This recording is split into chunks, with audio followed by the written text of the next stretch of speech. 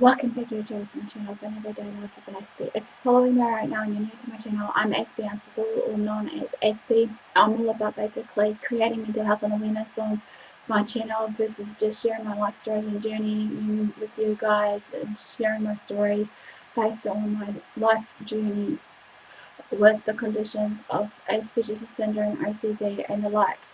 Also, I'm hoping to be a mental advocate or just an encourager for you all for when you are down and out with certain bits and pieces of everyday struggles, regardless what it may be. So hopefully some tips and advice and some form of encouragement along the way will help you. So no further ado, guys, if you've been following me for quite some time, as you know that at this point in time I'm trying to complete my disability series, which is entailing of the ADD, ADHD and the dyslexia series.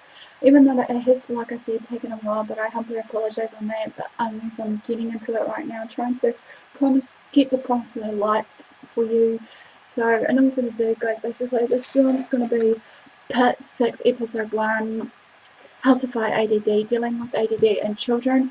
As I want to keep pointing out, with all these tips and advice that I am sharing with you, is either based on my life experiences, training, or just people in general I hear about of how they train their children versus, people themselves in general on coping with these everyday conditions, because everyone's different. Obviously, we need to be in the forefront about, being understanding enough, and also to bear in mind that I'm not an everyday doctor, so if you see any clinical signs and symptoms of anything, just feel free to seek advice or seek an opinion from a medical specialist versus just seeking treatment that is right for you. Like I said, some of the advice that regarding treatment and stuff may work for me, but not for you, and vice versa. So let's begin this right now. In attention deficit disorder, ADD, the individual, child, or the adult, depending, is unable to maintain and focus their whole attention on the particular task at hand for a long period of time. You've got to remember that they've got short attention spans, so they have the ability to concentrate, can be observed during their very early years in childhood, but especially will become prominent in their schooling of their years of learning. When the child does poorly in the academics, however, but it's not always ADD that they fall down in the cracks of, basically, with their poorly educating style. It can be other learning disabilities, as I said previously. The problem has become very prevalent and requires immediate attention to help the individual perform better and improve his or her functionality. To help reduce ADD's influence in your loved one's life, maybe it's time to look into the steps in the following. Okay, so basically step number 1 in this part of the series is, number 1, show them support in home and in school. We need to know that the children with ADD and ADHD and the like basically needs that kind of supporting environment regardless of the home and school, and the means of their supports of their struggles with it to overcome ADD. Parents are seen as partners in this fight with ADD, though teachers are also incredibly influential. Children with ADD can differ in their symptoms and in their needs, however. Therefore, it is important to evaluate the child to identify the child's strengths and challenges so that effective strategies can be crafted to support their learning. Parents should establish a relationship between the child and the child's teachers. It is imperative that parents share with teachers their observation experiences with the child and what they understand of the child in the home. The therapies and the progress too should be communicated to the teacher. This helps the teacher to take on from what there, because most of the child's effective hours are usually in school, however. Both home and school needs to be positive learning environments for the child. Number 2, give the child structure. Children with ADD or any other learning disability shall really respond well when there is structure and order in their lives. They should be taught to be organised as possible. Assist them in keeping all the items they use and need in an organised manner. Encourage a child to do things himself, as he will learn how to organise things and how easy it is to locate things when it's kept in one cluttered manner. For example, if a child can be taught to keep his stationery together in one place in a drawer, his school books in one place, like on a bookshelf, and home books together in another place likewise, they can be taught to make use of drawers, folders, and trays to keep their things in an organised fashion. This way, she will not have to struggle to look for things. Number 3, help them minimise distraction. A child with ADD finds it difficult to stay focused for a considerable amount of time, like I've mentioned. Their attention is easily robbed by sights and sounds around them. It can even be his own intrusive thoughts. This distraction can interfere with the ability to finish the task that has been set out for them to complete. They tend to get so distracted that might lose interest in the task altogether, forget to complete it. Because of this, outside distractions must be kept out of the picture. To do this, you need to minimize distractions while studying, working on assignments, and performing tasks at school or doing homework. Make the place where she sits to do her works is soundproof and free from any doors and windows. Earplugs can also be used to keep sounds from disturbing them.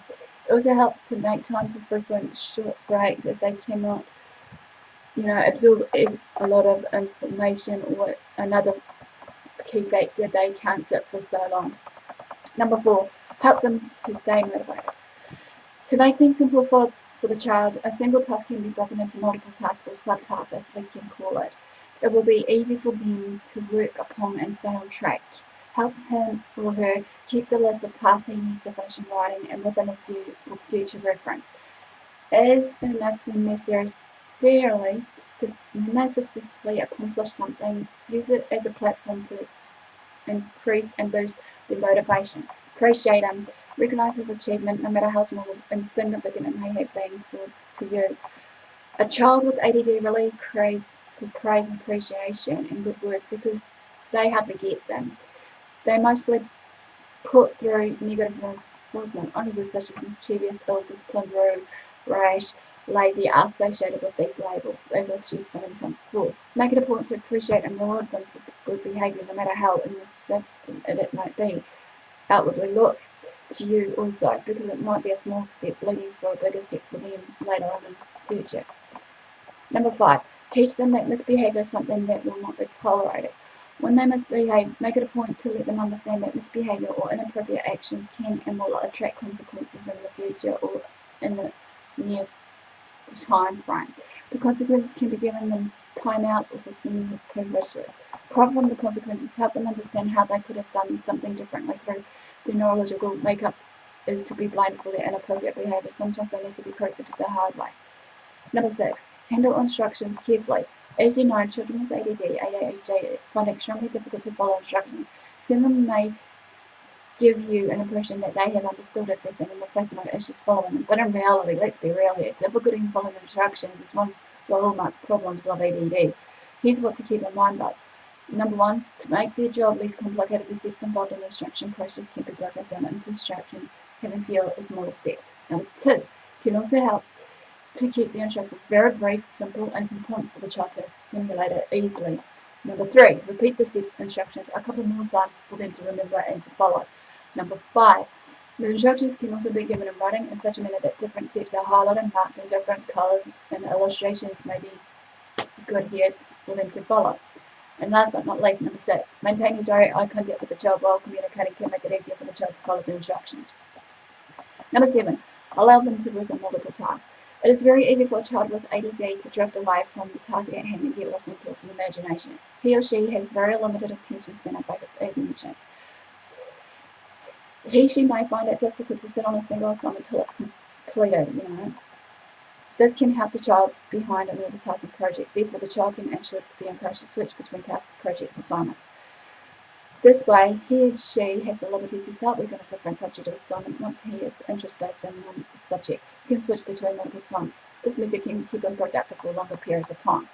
Number 8, help keep the child safe. Unfortunately for the child with ADD, this hyperactivity of theirs isn't welcome all the time in all places where they go. Those affected by ADD just do not seem to display sense of time, place, and action. They act on the spur of the moment and are more described as impulsive. This combination of hyperactivity and impulsiveness can prove dangerous not only for them but others around them. Therefore, in certain situations, ADD needs to be handled effectively. The best way to control the symptoms of impulsivity and hyperactivity would be divert them towards a better outlet. The interests and inclinations of the child should be taken into consideration, however. Also, to bear in mind, children with ADD can spend endless hours on an activity that attracts them in their interest, but can never be made to focus on tasks which they may find uninteresting, boring, and repetitive. Their attention can be grabbed and made to follow instructions if and only they are able to relate to the activity or task at hand. So this basically ends the part 6 Ep1 episode 1, basically, of how to fight ADD, dealing with ADD. So basically, give me a like, thumbs up for support and engagement. Feel free to subscribe to my channel for more daily weekly vlogs. Feel free to follow me on Twitter, Facebook, AspieAnswersAll. Feel free to private message me on Facebook, AspieAnswersAll, or direct message me here on YouTube. Feel free to share the videos along for educational purposes or whatever it may be. So without further ado, thanks for the support, thanks for watching, guys, and I'll see you all again soon.